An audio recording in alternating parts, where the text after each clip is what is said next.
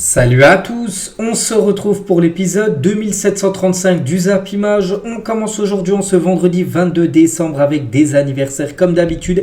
Et tout d'abord celui de l'Espagnol Sergi Darder, on peut voir il fête aujourd'hui ses 30 ans. C'est la même chose pour l'arrière-gauche portugais Rafael Guerreiro, défenseur du côté du Bayern Munich. Donc 30 ans pour lui également. Ou par exemple il y a Teddy Savanier, le capitaine de l'équipe de Montpellier, pour moi un joueur tellement sous-coté, Savanier. Bref, il fête aujourd'hui ses 32 ans. Bon anniversaire à tous ces joueurs.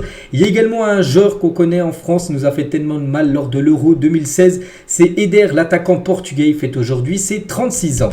On continue, on va parler de tout ce qui s'est passé hier soir, jeudi, avec quelques rencontres. On commence tout d'abord avec une grosse équipe qui jouait hier. Le Real Madrid jouait son dernier match sur l'année 2023.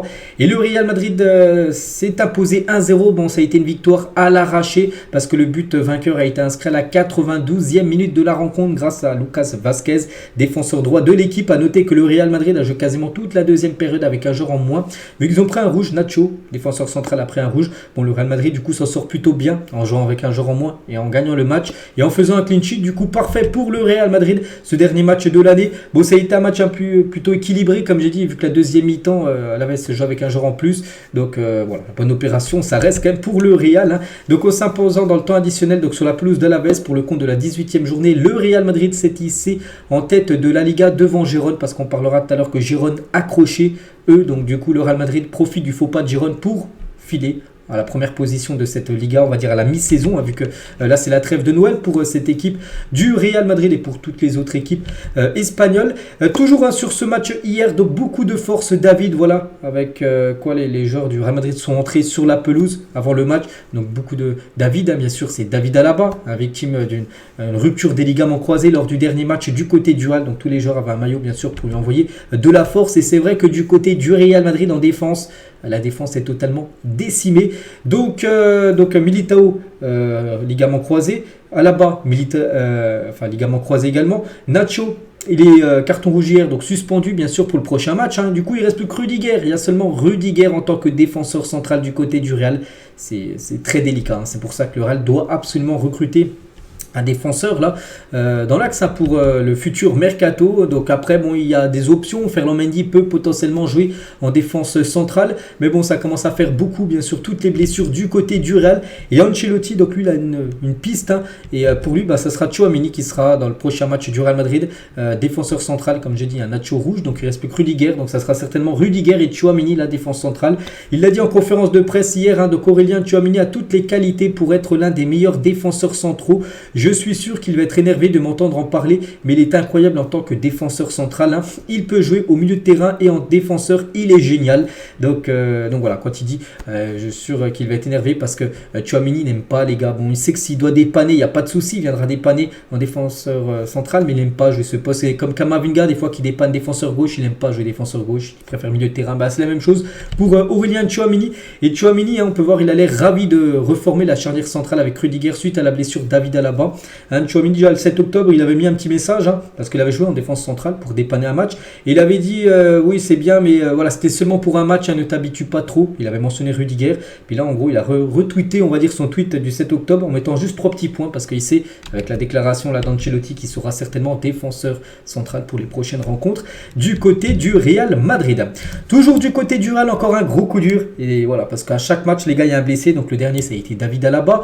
Et hier, c'est Rodrigo. Rodrigo sort sur blessure avec le Real Madrid, et ça c'est un gros coup dur. Heureusement là qu'il y a la trêve de Noël, mais bon, les matchs arrivent quand même très prochainement, hein, parce qu'on bascule très rapidement en 2024. Donc nouveau coup dur, hein. Donc Rodrigo sort blessé face à Alaves. Ça a l'air sérieux pour le Brésilien qui est sorti en boitant, donc on en saura beaucoup plus aujourd'hui. Il va passer des tests, on saura combien de temps il sera indisponible, hein. Je vous rappelle tous les joueurs blessés, hein, du côté du Real en secteur offensif. Il y a quand même Vini qui est blessé, il y a Arda Güler, voilà, il y a pas mal de joueurs, et maintenant tu rajoutes Rodrigo. Chaque match, tu as l'impression qu'il y a un nouveau joueur du Real Madrid qui se blesse. De grosses forces, hein, également à Rodrigo. Et toujours sur ce match hier entre Alaves et le Real Madrid, donc la direction d'Alaves a décidé de célébrer le dernier match de l'année dans son stade en laissant un sandwich à chaque spectateur présent à l'occasion du match contre le Real Madrid. On peut voir sur chaque siège, les gars, en gros, il y a un sandwich. C'est gratuit, hein, donc c'est pas mal, hein. Donc Alaves a distribué plus de 20 000 sandwichs hier à ses supporters pour son dernier match à domicile de l'année 2023. On continue, on va parler de Gérone qui jouait son match du côté du Betis Séville. Le Real Madrid avait été accroché du côté du Betis Séville, un partout, c'était à peu près 3 semaines. C'est la même chose pour Gérone, également accroché du côté du Betis. Donc Gérone menait 1-0 jusqu'à la 87e minute du match. Ils ont failli encore gagner un match. Et voilà, ils se sont fait égaliser. Petzela a égalisé côté Real Betis. Et du coup, partage des points entre ces deux équipes. Donc les statistiques de la rencontre. Bon, le Betis a eu plus de 21 tirs, beaucoup plus de tirs que Gérone. 4 tirs cadrés pour les deux équipes. Et du coup, score de match nul. Il y avait aussi 2 autres rencontres hier soir en Liga. Mallorca contre Osasuna, et c'est Mallorca qui s'est imposé 3-2 lors de cette rencontre. Et entre Cadix et la Real Sociedad, un futur adversaire du PSG en Ligue des Champions, 0-0. Pas de vainqueur, pas de buteur. Notez la Real Sociedad, c'est seulement une frappe cadrée dans le match. Ça a été une équipe très moyenne, mais bon, on verra ce que ça va donner contre le PSG dans quelques semaines. Et concernant ce match, donc les joueurs de Cadiz et de la Real Sociedad ont protesté contre le projet de la Super League avant leur match de Liga hier soir. Mérite-le sur le terrain. Voilà, ils ont fait une photo ensemble. On en parlera tout à l'heure bien sûr du projet de la Super League qui a beaucoup fait parler là ces dernières heures. Mais tout d'abord on revient sur tout ce qui s'est passé hier. Et en Liga, vu qu'on a fait le tour, donc du coup le classement ça donne quoi? C'est le dernier classement. Voilà, donc le Real Madrid en tête. Du coup ils ont le même nombre de points plutôt que Gérone, 45-45. Et après il y a un sacré creux, on descend avec le Barça qui a 38 points, 7 points d'écart bien sûr entre le Real et Gérone et le FC Barcelone. L'Atlético, 17 matchs. À noter que l'Atlético jouera demain contre l'équipe, regardez, toutes les équipes sont à 18 matchs. Il y a Séville et l'Atlético qui joueront demain. Voilà, ce sera vraiment le dernier match de l'année voilà, vu que c'est un match en retard, ce sera joué demain samedi, je vous ai dit. Donc l'Atlético aussi s'impose demain, reviendra à hauteur du FC Barcelone. Et tiens, en parlant du Barça, si on regarde leur classement, donc on regarde les stats et on regarde buts et buts concédés. Donc 34 buts marqués et 21 buts concédés. Et 21 buts concédés, ça fait beaucoup, surtout si on compare par rapport à la saison dernière. Et c'est fou, le Barça a déjà encaissé plus de buts en Liga cette saison que lors de toute la saison dernière. Donc cette saison, 21 buts. Et la saison dernière, ils avaient fait une saison énorme en défense, ils avaient été exceptionnels. Ils avaient pris 20 buts, mais sur 38 matchs. Et là, au bout de 18 matchs, ils en ont déjà pris 21. Donc il reste encore 20 matchs à jouer, donc on pense qu'ils vont encore prendre des buts. C'est vrai que la défense, c'est pas du tout la même que la saison dernière. Et tiens, en parlant du Barça, parce que la nuit dernière, là, ils jouaient un match. Ils ont déjà joué avant-hier contre l'équipe, je ne sais plus, c'était imposé. Et là, ils ont joué contre Club América. C'était un match à Dallas. C'était un match vraiment pour apporter de l'argent. Ils ont récolté quand même 5 millions d'euros en disputant ce match. Et ils ont ils ont plutôt perdu 3-2 le FC Barcelone. Donc Lamine Yamal et Marc Guiu ont été les deux buteurs côté Blaugrana. Et on peut voir les buteurs côté Club América. Bon, c'était seulement un match amical, mais on peut voir que le Barça finit son année 2023 sur une défaite contre cette équipe mexicaine. On continue les gars, on quitte l'Espagne ou même les États-Unis, vu que le match hier se joue aux États-Unis, ce match du Barça, et direction l'Angleterre. Il y avait un match hier de Première Ligue, Crystal Palace contre Brighton, c'était un derby, et pas de vainqueur dans ce derby qui se termine sur un score de match nul, un partout. Du coup, les statistiques, on peut voir comme que Brighton a un peu plus dominé Crystal Palace, mais partage des points entre ces deux équipes. Du coup, Brighton toujours 8e et Crystal Palace toujours 15e de cette Première Ligue dominée par Arsenal, Liverpool et Aston Villa. N'oubliez pas qu'il y a quasiment des matchs tous les jours là en Angleterre, vu que c'est le Boxing Day. Et vous savez, chaque année, en fin d'année, il y a toujours des matchs du côté du championnat anglais. On quitte l'Angleterre, direction les Pays-Bas. On va parler de l'Ajax Amsterdam qui joue un match de coupe néerlandaise. Et ils ont perdu contre une 4e division néerlandaise. Hercules, les gars, a éliminé l'Ajax de la Coupe nationale néerlandaise, 3-2. Donc voilà, on peut voir tous les buteurs. Donc ils ont pris le but du 3-2. L'Ajax, les gars, à la 93e minute du match. Donc ils n'ont pas eu le temps de réagir. Et du coup, défaite contre un club amateur, 4e division. C'est bien sûr amateur du côté du championnat, du côté aussi des championnats néerlandais. De grosses désillusions pour l'Ajax qui revenait comme en forme là, ces derniers matchs en championnat où ils étaient derniers, ils sont montés jusqu'à la 5e place et c'est dommage parce que ça aurait pu être un objectif pour eux de remporter cette coupe des Pays-Bas et du coup dès les 16e de finale c'est fini pour cette équipe de Amsterdam éliminée contre une équipe j'ai dit qui occupe la 10e place de la 4e division néerlandaise. Donc voilà, grosse désillusion pour l'équipe de l'Ajax. Et on peut voir Miko Tadze qui pourrait potentiellement faire son retour du côté de Metz lors de la deuxième partie de saison en prêt, on verra. Donc voilà, félicitations, on vous félicite quand même à l'équipe de Hercules avec leur qualification pour les 8e de finale. Du côté du Portugal, il y avait aussi de la coupe de la Ligue. Et tiens, le Benfica joue son dernier match de l'année 2023, c'était hier. Il jouait contre AVS, une équipe je crois de division inférieure, et le Benfica ça passe, ils perdent 1-0 mais ils ont gagné le match 4-1. Notez que Di Maria, je peux le voir buteur là, même Roi Mario a été également buteur lors de cette rencontre. peut voir les stats de cette rencontre dominée bien sûr par le Benfica. Du côté de l'Arabie Saoudite, il y avait l'équipe de Al Hilal qui jouait un match hier et 7-0 ils ont gagné. Bon, c'est rouleau compresseur Al Hilal du côté du championnat saoudien. 21 tirs, 9 tirs cadrés, 7 buts seulement, 2 arrêts du gardien de Aba qui n'a pas fait un gros match. Et à noter les gars, le magnifique coup franc, regardez, il y avait 5-0, on est à la 85e minute, donc là c'est le but du 6-0, c'est Ruben Neves, ancien joueur de Wolverhampton, et il a marqué un coup franc qui est parti en pleine lucarne, le gardien n'a rien pu faire, et du coup je dis le score s'est fini à 7-0, et Al Hilal domine totalement le classement. Regardez, ils ont 50 points, Al Nasser 37 points, bon après Al Nasser a 2 matchs en retard par rapport à Al Hilal, mais il y a quand même 13 points de retard, même si Al Nasser gagne ces 2 matchs, ils seront toujours 7 points derrière l'équipe de Al Hilal qui domine totalement le classement, et Al Ittihad, l'équipe par exemple où joue Benzema, ils ont terminé la saison dernière champion, et actuellement on peut voir qu'ils ont 28 points, et eux 50, il y a quasiment 22 ou 23 points d'écart, c'est énorme. Voilà, donc Al Hilal les gars impressionne. Et concernant les matchs aujourd'hui les gars, tiens par exemple l'équipe de Al Nasser de Ronaldo jouera contre l'équipe de Al Ettifaq, on en parlera demain, ou par exemple tiens l'équipe de Al Ali où joue Saint-Maximin, Edouard Mendy ou même Riyad Mahrez joue contre l'équipe de Al Azem à 16h cet après-midi. Il y a aussi un match en première ligue aujourd'hui, Aston Villa, un troisième de la première ligue, reçoit l'équipe de Sheffield. Il y a aussi quelques rencontres en Serie A, Empoli, Lazio, Sassuolo, Renoa, Monza, Fiorentina. Et ce soir, l'AC Milan joue du côté de la Salernitana.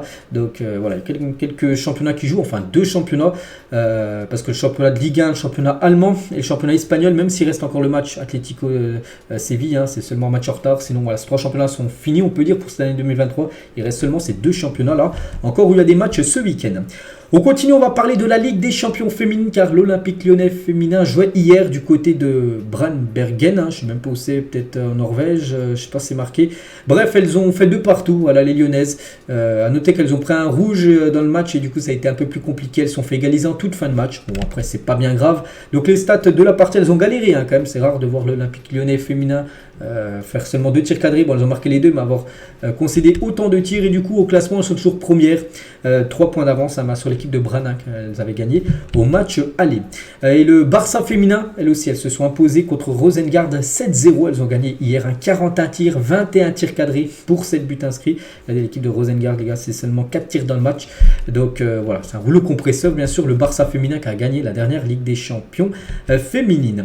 On continue, on va parler, on revient 11 ans jour pour jour en arrière, c'était un 22 décembre 2012 plutôt, et Léo Messi terminait l'année 2012 avec 91 buts inscrits. Je ne sais pas si on décompte, c'est exceptionnel. Il battait le légendaire record de 85 buts datant de 1972 appartenant à Gerd Müller. Il avait amélioré le record comme de 6 buts, Léo Messi, sur une année civile de janvier jusqu'au dernier match, parce qu'on en était à 22 décembre, on arrivait au dernier match de Messi avec le Barça. Donc 91 buts, il avait inscrit sur une année, c'est bien sûr un record. Jamais un joueur a dépassé ce record, peut-être sera battu dans le futur, je ne sais pas, mais voilà, c'est quand même exceptionnel. C'était 11 ans jour pour jour, et si on compare par exemple au meilleur buteur sur cette année 2023, pour vous montrer que les joueurs là sont très loin du record de Messi, c'est ces 4 là. Donc Harry Kane a 52 buts, il a plus de matchs à jouer, 0 match encore en 2023. Mbappé aussi 52 buts, pareil qu'à Harry Kane, les deux sont à 52 buts, plus de matchs à jouer. Bon, Ronaldo les gars, 50 buts, il lui reste encore 3 matchs à jouer, dont un aujourd'hui. Et Haaland pareil, 50 buts, il lui reste également 3 matchs à jouer. Mais pour vous montrer voilà, que Messi c'était 91 buts, donc voilà, il a quand même 40 buts de plus que même Harry Kane ou même Kylian Mbappé. Donc on verra les gars qui terminera meilleur buteur de l'année. Donc après il y a des chances que ce soit Haaland ou Ronaldo, vu que bon, ils sont à 2 buts en retard, mais il lui reste encore 3 matchs à jouer. Donc si par exemple il y a un doublé ou un triplé, ils pourront déjà dépasser les deux devant. Et en parlant de Mbappé, je dis donc sur l'année 2023, Mbappé a inscrit 52 buts en 53 matchs. C'est pas mal quand même les stats de Kylian. Donc il n'y a qu'en 2022 qui a été encore l'année plus prolifique. Il a marqué 56 buts en 2022. Donc c'était l'année dernière. Là bon, c'est quasiment sa deuxième meilleure année en tant que professionnel avec 52 buts inscrits. Et Kylian Mbappé surtout il est impressionnant. C'est dans le championnat de Ligue 1 où il est déjà à 18 buts inscrits sur la phase aller. C'est son meilleur total à la mi-saison. Son ancien record c'était 13 buts à la mi-saison, et là il est à 18 buts, donc vraiment il nous fait forte impression. Donc on peut voir les années, il y avait 3 années où il était à 13 buts, c'est son meilleur record, puis là il est à 18 buts, donc félicitations bien sûr à Kylian. N'oubliez pas Kylian Mbappé a loupé les 2 premiers matchs du PSG cette saison, c'est quand il était écarté, souvenez-vous du groupe, il n'avait pas joué contre Lorient, et je crois contre Toulouse, le deuxième match, et voilà, malgré ça, malgré qu'il a loupé 2 matchs, il est quand même en tête, en tête par rapport à ses stats des années précédentes. Et toujours avec Kylian, hein. Avant-hier il a fêté ses 25 ans et accompagné de ses proches dont Marco Verratti, hein, qui est rentré du Qatar pour lui. Il est venu à Paris. Verratti, hein, bien sûr, pour l'anniversaire de Kylian, hein. Donc Mbappé a fêté son 25e anniversaire. C'était hier soir. On peut voir avec son petit frère Ethan Mbappé ou même sa maman, hein, qui est au milieu des deux frères Mbappé. Et tiens, en parlant des frères, les gars, donc il y a les frères Mbappé, il y a les frères Bellingham, hein, Jude qui joue au Real et Job qui joue lui du côté de Sunderland, mais il y a aussi des autres frères, hein, les frères Hazard. Bon, Eden Hazard ne joue plus, mais bon, il avait joué à l'époque avec la Belgique avec son frère Torgan Hazard, et bien sûr il y a aussi les frères Hernandez, les frères Williams, hein, ou les frères par exemple Doué, Désiré et Doué, Doué, le joueur du Stade Rennais tout simplement. Donc voilà.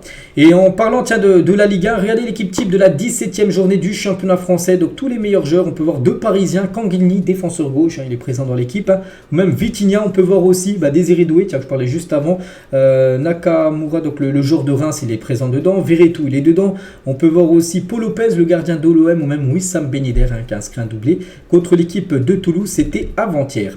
Et en parlant bien sûr du numéro 10 là, hein, c'est Doumbia avec son quadruplé, il est bien sûr présent, il a marqué les 4 buts contre l'équipe de Lorient. Regardez quand même la célébration qu'il a fait, il a fait un salto sur lui-même, hein. Des fois il y en a des joueurs qui arrivent à faire ça, toujours peur qu'il se blesse, hein, parce qu'il peut se blesser bien sûr en faisant ce geste acrobatique, hein.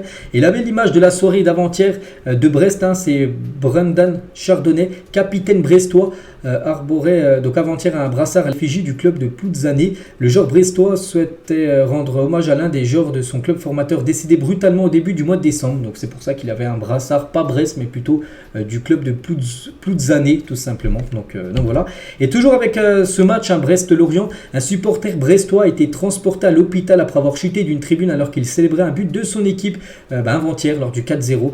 Courage à lui en espérant que tout aille bien sûr, hein, pour ce supporter de Brest. Et concernant l'adversaire de Brest, après un 4-0, c'est l'équipe de Lorient. Et Lorient actuellement, hein, c'est une saison très délicate. Et suite à la claque reçue à Brest avant-hier, les supporters de Lorient ont déposé 400 kilos de poissons pourris devant le centre d'entraînement dans la nuit. 400 kilos de poissons bien pourris comme vous. Voilà la banderole qu'il y avait, hein. Donc n'oubliez pas que Lorient c'est un peu les merlus, hein. Merlu, hein, bien sûr c'est un poisson. Donc voilà ce qu'ils ont envoyé, enfin, les supporters par rapport à la défaite 4-0 bien sûr contre l'équipe de Brest, c'était avant-hier. On va parler d'un match aussi entre Reims et c'était le Havre, hein, et Arthur Desmas a joué hier avec un maillot du Stade de Reims. Pourtant c'est le gardien du Havre, et pourquoi il a dû porter ce gardien? Donc la raison, le gardien havrais devait jouer avec un maillot blanc, hein. Donc la DNA avait validé l'utilisation de ce maillot, sauf que Stéphanie Frappard, arbitre principal de la rencontre, n'était pas favorable à l'utilisation du maillot blanc, le jugeant trop proche des couleurs du Stade de Reims, hein. Donc du coup le club doyen a dû trouver une solution d'urgence, et du coup le Stade de Reims a alors offert un maillot de secours à l'équipe visiteuse. C'est pour ça qu'il y avait un carré noir sur l'écusson, parce que c'était pas l'écusson bien sûr de Reims, hein, vu que c'est un joueur du Havre. Donc voilà pourquoi il a porté ce maillot, on peut dire insolite. Et en parlant des maillots, Wissam Ben Yedder, hein, a laissé un message aux supporters du TFC avant-hier à Toulouse. Je ne t'oublierai jamais, parce qu'à l'époque, hein, il jouait du côté de Toulouse, Wissam Ben Yedder. Puis il a joué à Monaco, s'est imposé 2-1. En plus, il a été double buteur lors du match. Officiel, Jean-Claire Todibo écope de 3 matchs fermes suite à son carton rouge reçu face au Havre. C'était il y a quelques jours. Et du coup, les 3 prochains matchs, il sera suspendu, Jean-Claire Todibo. Et concernant Samuel Grand-Cyr, avec lui aussi, qui s'est embrouillé avec Todibo, les deux avaient pris rouge direct. Donc lui, ça sera 2 matchs fermes, plus un match avec sursis pour le joueur du Havre. Officiel, une partie de la tribune Auteuil sera fermée contre Brest et le LOSC, hein, pour utilisation d'engins pyrotechniques. Donc voilà, les 2 prochains matchs du PSG à domicile. Ça sera 2 matchs où les tribunes, enfin la tribune derrière le virage Auteuil, derrière les buts, en gros, sera fermée à cause d'engins pyrotechniques qui avaient été utilisés lors d'un match précédent du côté du Parc des Princes. Voici la première partie de la saison, quelques chiffres de la Ligue 1. Donc en tout, il y a eu 153 matchs, hein, depuis la première journée, 382 buts marqués, hein, on a l'impression que c'est ouf, non, c'est pas super, hein. On sait que cette saison, la Ligue 1, il y a un peu moins de buts que par rapport à la saison précédente. Donc ça fait une moyenne de 2,5 buts par match, hein. 32 buts à la première journée, c'est où il y a eu le plus de buts. Seulement 13 buts marqués à la 11e journée, la pire, hein. 46 pénaltys, 35 marqués, 11 manqués et 10 buts contre son camp. Voilà, vous avez quelques stats, hein, sur cette première partie de saison de Ligue 1. Donc maintenant, à partir de janvier, on basculera sur les matchs de la phase retour, hein. Et concernant les pénaltys, regardez les pénaltys obtenus. Donc l'équipe qu'on a le plus obtenu, c'est le PSG. PSG, 6 pénaltys obtenus pour le PSG. Lorient, c'est 0 pénalty obtenu. Et les pénaltys concédés, donc l'OM, 0 pénalty concédé. Et Lorient a concédé quand même 5 pénaltys depuis le début de la saison. On va parler de Reece James, est sorti sur blessure il y a 11 jours face à Everton. Reece James va être opéré des ischio-jambiers. Il sera forfait minimum 3 mois, voire 4 mois. Et ça y est, regardez, il a été opéré, les gars. Regardez, il a même mis une publication sur ses réseaux sociaux. Il a partagé qu'il était maintenant en train de se rétablir après son opération aux ischio-jambiers. Donc c'est derrière la cuisse, aux ischio-jambiers. Donc voilà, ça fait quand même beaucoup pour lui, beaucoup niveau blessure, parce que depuis 2019, il a déjà raté 89 matchs sur blessure. N'oubliez pas, une saison, les gars, c'est 38 matchs de championnat, donc c'est-à-dire qu'il a loupé déjà quasiment 2 saisons depuis 2019. Voilà, c'est énorme. On lui souhaite bien sûr un très bon rétablissement, ce genre victime de beaucoup de blessures là ces dernières années. Nouvelle coupe de cheveux pour le roi Bukayo Saka. Voilà, vu que là il y a le Boxing Day qui arrive. Il a fait une nouvelle coloration de cheveux, l'attaquant de l'équipe de Arsenal. Des nouvelles, tiens, de Vini qui était au match, un match de NBL la nuit dernière, je pensais quelle équipe, bref, voilà, il était juste du côté des États-Unis, donc il n'était pas à Madrid hier. Pourtant le Real jouait un match à Alaves, mais bon, il n'est pas parti les voir, il est blessé, ça ne sert à rien qu'il aille à Alaves regarder ce match, donc il était plutôt un match de basket. Et concernant Camavinga, il était également sur le sol, on peut dire, américain, donc lui il a assisté la nuit dernière plutôt à un match de football américain du côté de Los Angeles pour Eduardo Camavinga.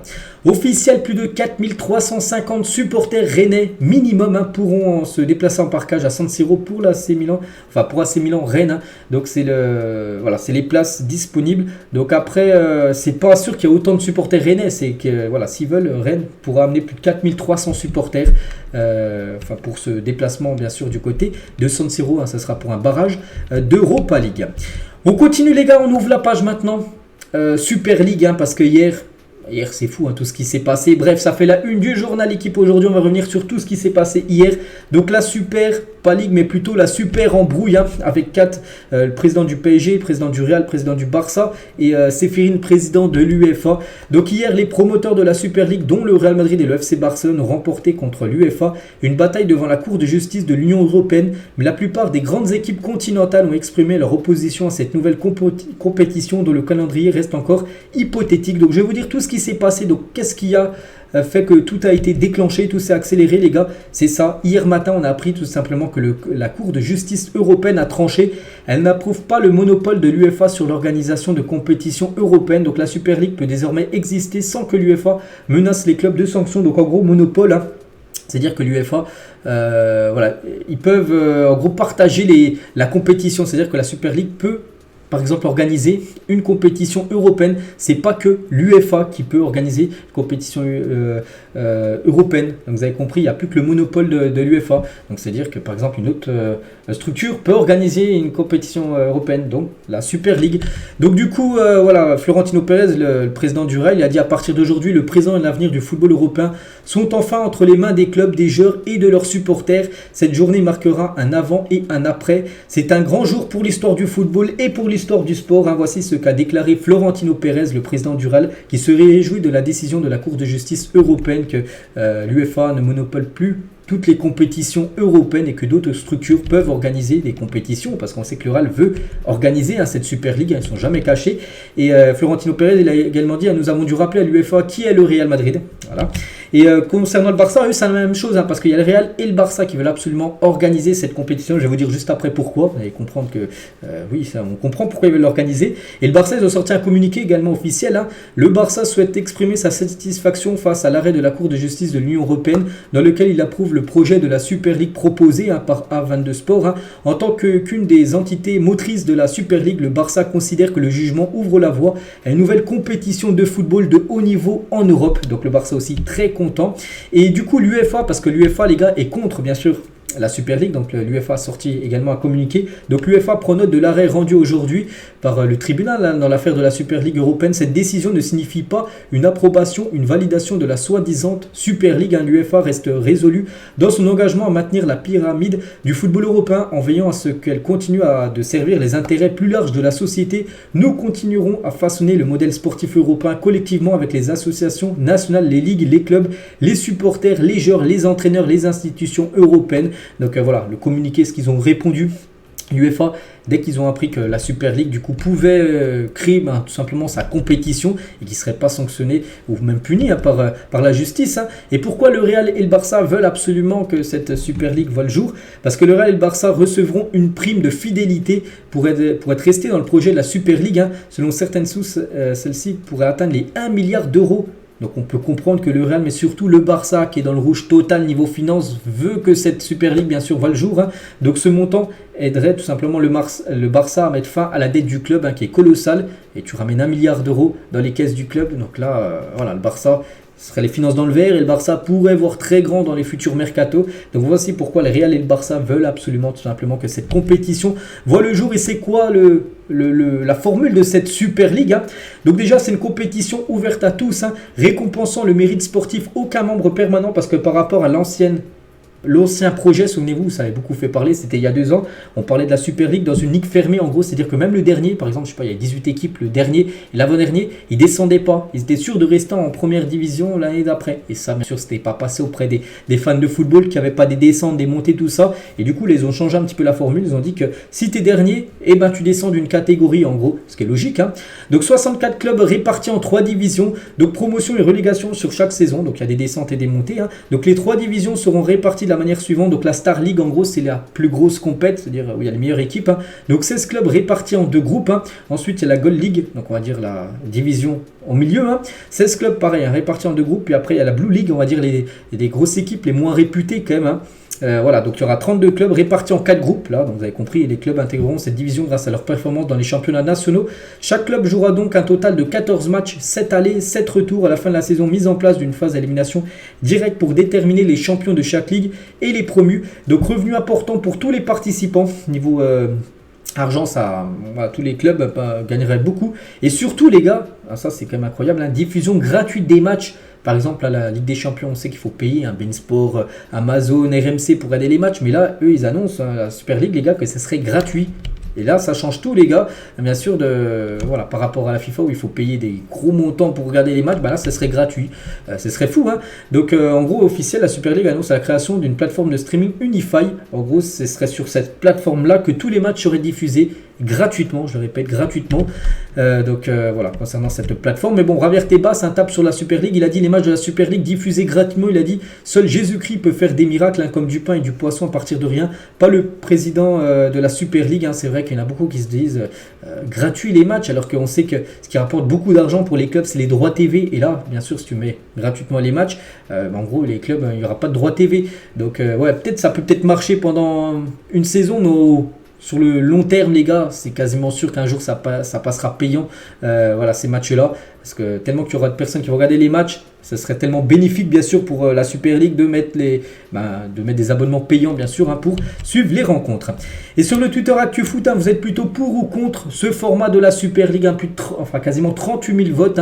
Et la plupart ont mis pour, 58%, 42% contre. J'ai mis pour, moi, on peut voir. Pourquoi? Parce que pour moi, le foot devrait être gratuit pour tout le monde. Et c'est vrai, comparé à la Ligue des Champions, là, vraiment, moi, après, j'ai quand même des abonnements. Je regarde les matchs à la télé, je paye. Mais voilà, pour ceux qui peuvent pas, je trouve que ce serait bien. Donc pour moi, je serais plutôt pour, surtout sur ce point-là, tout simplement. Voilà, que les matchs seraient diffusés gratuitement. Enfin, c'est ce qu'ils disent. Après, il faut qu'ils tiennent, bien sûr, parole.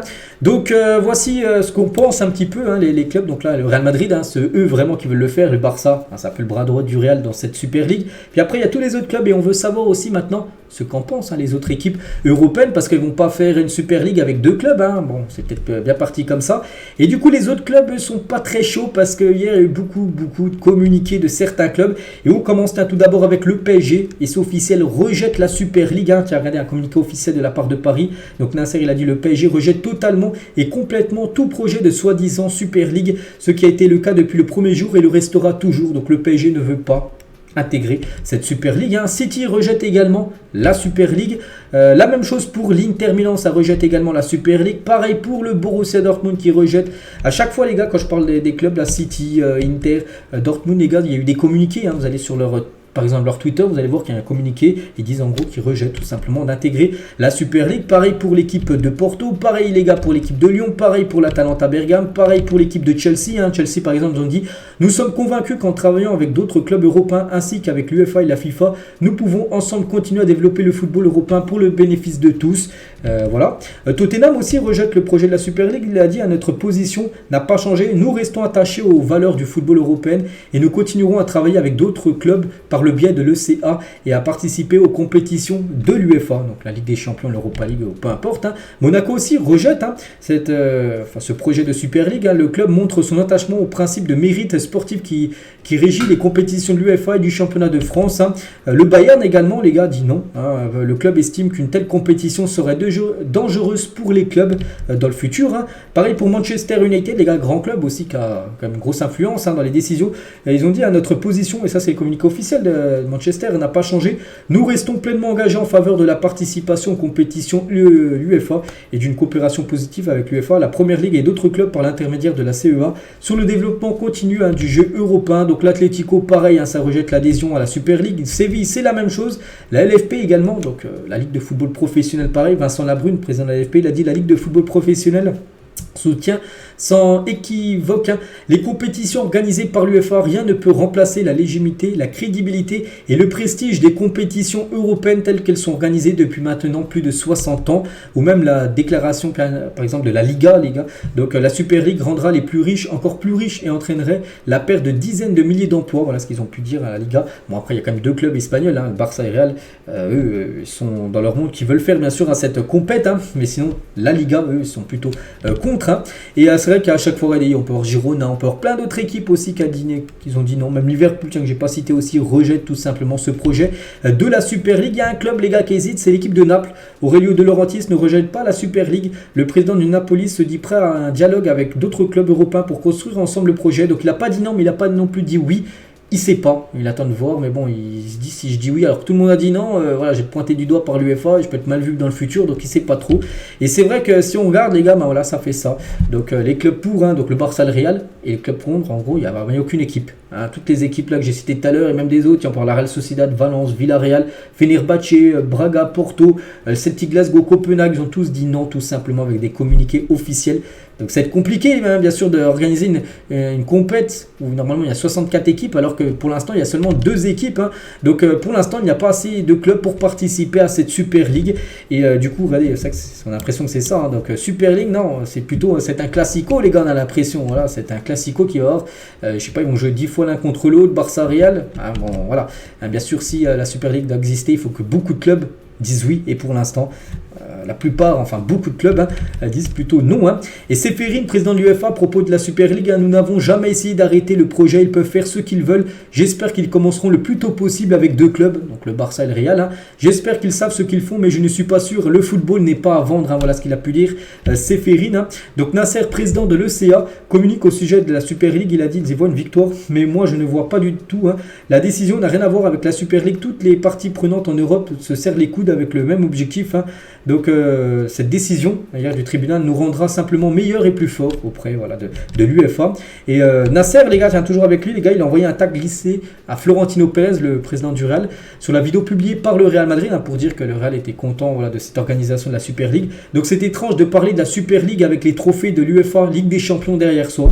Donc c'est Nasser qui a dit ça tout simplement par rapport au président du Real quand il a fait le communiqué. Donc il a fait ça dans la salle des trophées avec toutes les Champions League de l'UEFA remporté, alors qu'il aimerait lui organiser, on sait, une nouvelle compétition. Et Ancelotti, tiens, sur la Super League, c'était à la fin du match hier, contre l'équipe de Alaves, il a été questionné en conférence de presse. Il a dit: la décision d'aujourd'hui est importante pour le football. Certains clubs ne sont pas convaincus, même beaucoup de clubs ne sont pas convaincus, mais cela peut être une chose positive pour tout le monde. Le temps nous dira si c'est une bonne chose. Il n'a pas voulu aller contre, bien sûr, Pérez, qui est son président. Il aurait dit non, il ne faut pas aller là-dedans, alors que Pérez, lui, soutient totalement cette compétition. C'est pour ça qu'il va un petit peu dans le sens de son président, bien sûr, Carlo Ancelotti. Et du côté de Marseille, donc Pablo Longoria voit l'arrivée de la Super League comme une possible catastrophe pour le football. Donc il a dit avoir 3 ou 4 compétitions organisées par autant d'organisateurs différents. C'est la catastrophe du football. Si c'est le cas, je vois un avenir difficile pour le monde du football, hein. Ce n'est pas le moment de la division. J'appelle à l'unité et au dialogue. Voilà ce qu'il a pu dire en conférence de presse. C'était hier. Pablo Longoria, le président de l'équipe de Marseille. Et si elle venait à avoir le jour, hein, donc déjà ça sera en 2025. Ça je ne l'ai pas dit, ce sera en 2025. Si vraiment ça le voyait le jour, hein, cette Super League. Et il y aura aussi une version féminine de la Super League. Voilà. Donc concernant cette compète, et on finit avec ça les gars aujourd'hui. Donc vous, qu'est-ce que vous en pensez? Et surtout tout à l'heure j'ai donné si vous étiez plutôt oui ou non, hein. Mais là une autre question, c'est à peu près la même chose mais pas la même sens. Bref, honnêtement, vous pensez que la Super League existera un jour, oui ou non, tout simplement, avec tout ce que j'ai dit, avec les clubs contre, avec les clubs pour, tout ça. Donc la plupart mettent quand même non, hein, j'ai mis non. Même si moi j'aimerais bien parce que j'ai vu que voilà, les matchs pourraient être diffusés gratuitement et ça aiderait beaucoup de personnes. Mais après, est-ce que ça verra le jour? Pour l'instant, avec tout ce que j'ai pu parler aujourd'hui, je pense pas. On verra les gars. Donc n'hésitez pas à mettre votre ressenti vous en commentaire. On finit avec ça les gars pour cet épisode aujourd'hui. Donc j'espère que ça vous a plu. On se retrouve il y a tout à l'heure l'After Zap Imagé demain samedi pour le prochain numéro. Je vous souhaite un très bon vendredi et à plus tard.